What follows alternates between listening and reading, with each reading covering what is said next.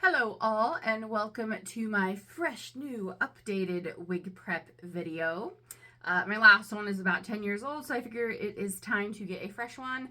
And I love and care for you so much that I even brushed out all my curls and have this magnificent bit of Jew froage going on. So I hope you appreciate it. Let's go ahead and jump right in. This wig prep instructional video is going to be for people with longer hair, so if your hair is shorter than chin length, it probably won't be as effective for you. But for anyone with chin length or longer hair, there's a lot of good stuff in here. I'm going to do just a basic wig prep, how I would do it for a wig that doesn't have a lot of weight or anything crazy on it. So for most cases, this will work, not necessarily all. So the first thing I'm going to do is do pin curls around the edges of my hairline. I'm going to start with one in the center, so I'm going to take a section, and I'm not going to specify the section because it really depends on how thick your hair is.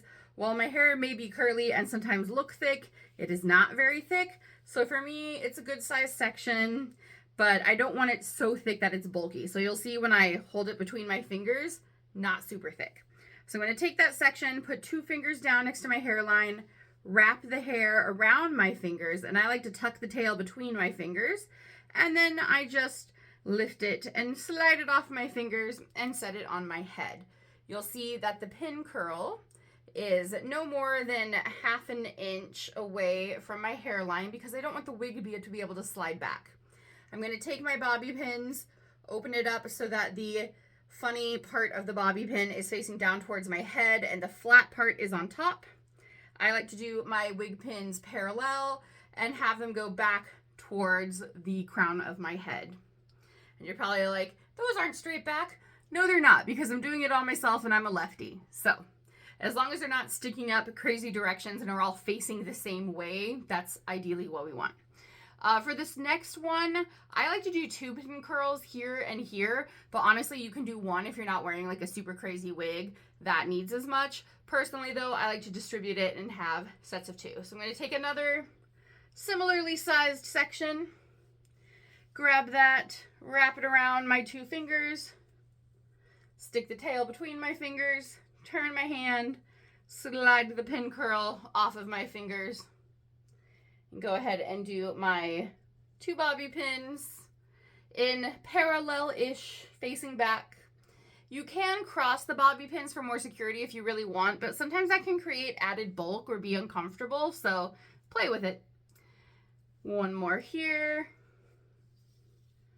Gonna do my 2 fingers, turn it, slide the pin curl off, open my bobby pin. I do like to do a one-handed opening because I hate it when people use their mouth, so I hold it with my middle finger and thumb and use my pointer finger to lift the edge and slide my finger down it.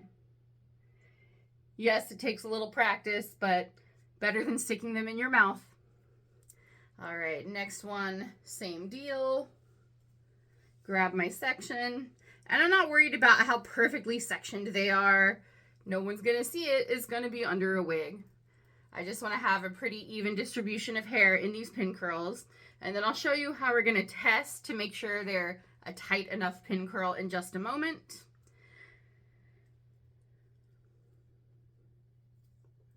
My last front section here, 2 fingers wrap.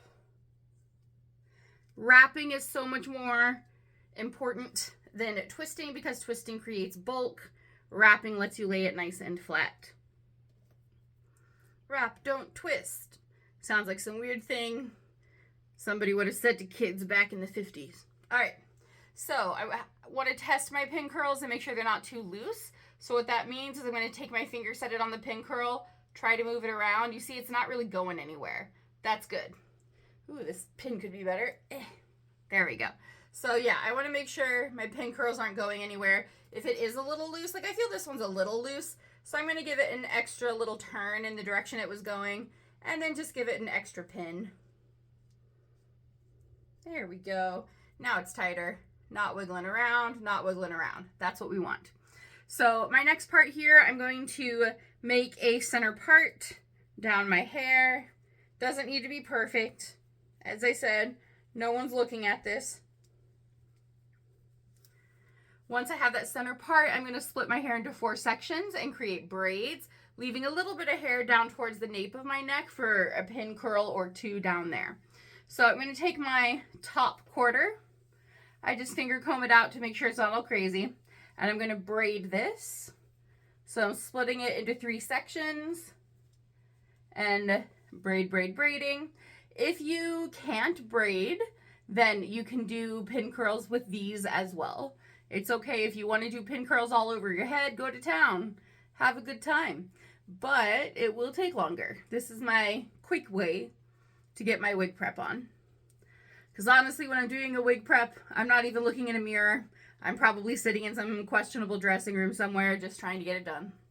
I'm then going to go ahead and take one of my pins, open that sucker up, and just stick that over the end for now. If you prefer to rubber band it, go right ahead. I just don't feel like digging out tiny rubber bands when I'm just going to end up pinning it down anyway, but that's a matter of personal preference. All right, splitting into 3 sections, doing another braid.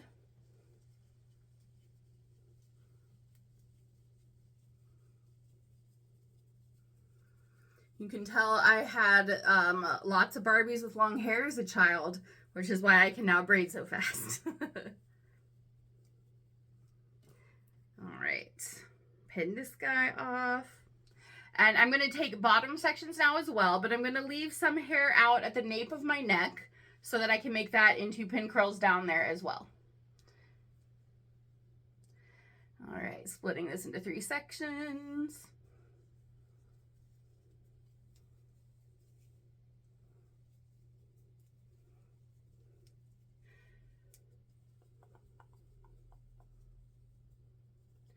Oh, so entertaining. I feel like I should be telling jokes during this part. What did one braid say to the other braid?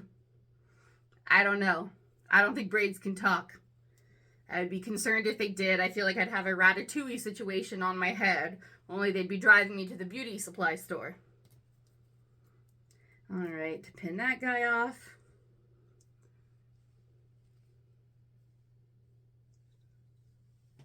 Grab my other section, leaving some hair out at the bottom because I'm going to use that as a pin curl later.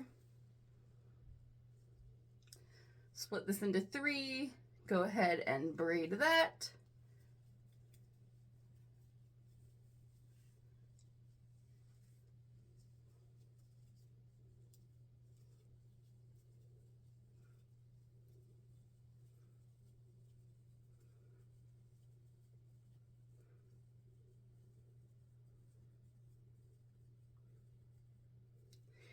All right, and then I'm going to take another bobby pin and get that across the bottom to just hold the braid.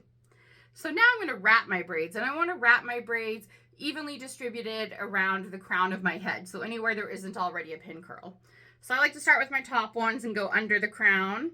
I take that pin from the tail, pull it off, and use it to pin that braid back in place.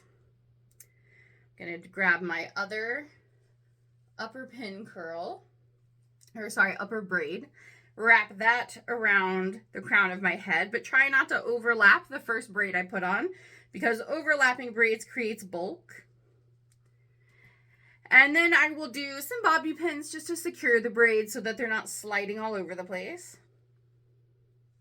All right, I'm going to take my upper braid, bring that across the top of the crown of my head, and you'll see I have some tails sticking out from my braids. You're welcome to pin those down and lay them down, or just wait until you stick a wig cap over them, and they'll get laid down that way. Totally personal preference.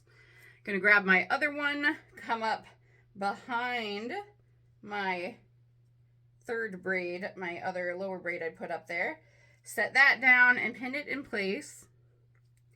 And I do want to make sure my braids aren't going to slide, so I'm going to give them some extra pins to make sure they don't go anywhere.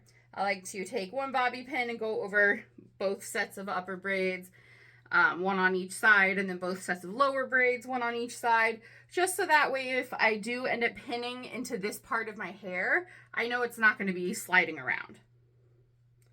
All right.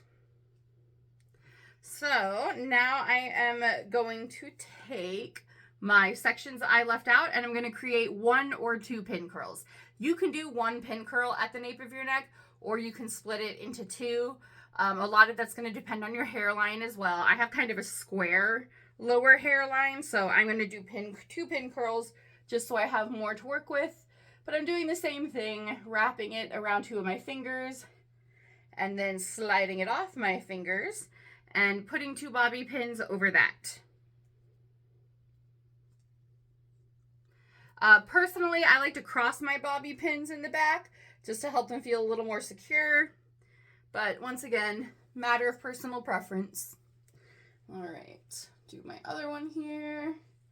Wrappy, wrap, wrap.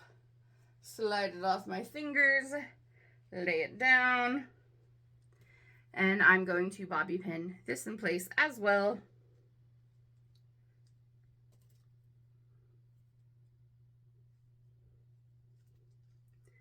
All right, so now I have all of my hair pin curled, braided, and wrapped. So this is the first step of a prep. If you're having your wig cap and wig put on by somebody else, then yay, you're done. Go find that person. They will appreciate how nice and stable and non-wiggly your pin curls and prep is. Let me take the phone off so you can look around real quick. Ooh, so exciting. You can see the pin curls at the base of my neck. You can see the wrapped braids. You can see the messy room I'm in. Don't judge me, I've been busy. All right. If you are doing your own wig, or at least your own wig cap, then this next part's important. So I like to use a mesh wig cap, but a lot of people use the more pantyhose-ish style wig caps, and that's totally fine too. Those are nice just because they'll compress the hair more, but I get hot, so I like to use mesh.